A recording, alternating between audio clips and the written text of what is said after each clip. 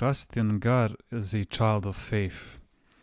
Geronda, I feel insecure, I am anxious. Ensure yourself, my child, in God. Do you only know about car insurance? Aren't you familiar with God's insurance? Make the sign of the cross before you do anything and say, My Christ, help me. My Panagia, help me. Is there any greater insurance than our trust in God? When man entrusts himself to God, he receives a constant supply of super gasoline, and his spiritual vehicle never stops, it runs constantly. As far as possible, be careful, pray, and entrust yourself to God, and He will help you in every difficulty. Simplify your life with an absolute trust in God, and you will be freed from any stress and anxiety. Geronda, when people tell me to do something, I always start out with a certain fear, a certain hesitation, and in the end I may not do the work properly because of my fear. Make the sign of the cross, my good child, and do what you have been told to do. If you say through the prayers of our holy fathers, there are so many saints, don't you think one of them will help you? Never lose your trust in God. Don't strain yourself with your narrow human reasoning, which torments you and obstructs divine help. By entrusting yourself and your work to God, besides your prudent human activity, you will certainly be greatly helped, and others will be helped as well. Entrusting ourselves to God is of tremendous importance. Once they had to draw some blood from me, there were 4 nurses. The first came and tormented me, but couldn't find a vein. The second nurse had the same trouble.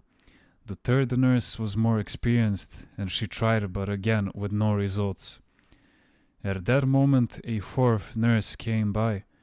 She noticed how the others had tormented me, and she also tried. First she made a sign of the cross, and immediately she found a vein to draw my blood. Because she had asked for God's help, the others, in a sense, relied only upon themselves. It's a great thing to put oneself into God's hands. People set goals and try to achieve them without listening carefully to hear the will of God, and without trying to conform to it. We must entrust ourselves to God and allow Him to direct our life, while we do our duty with Philorimo.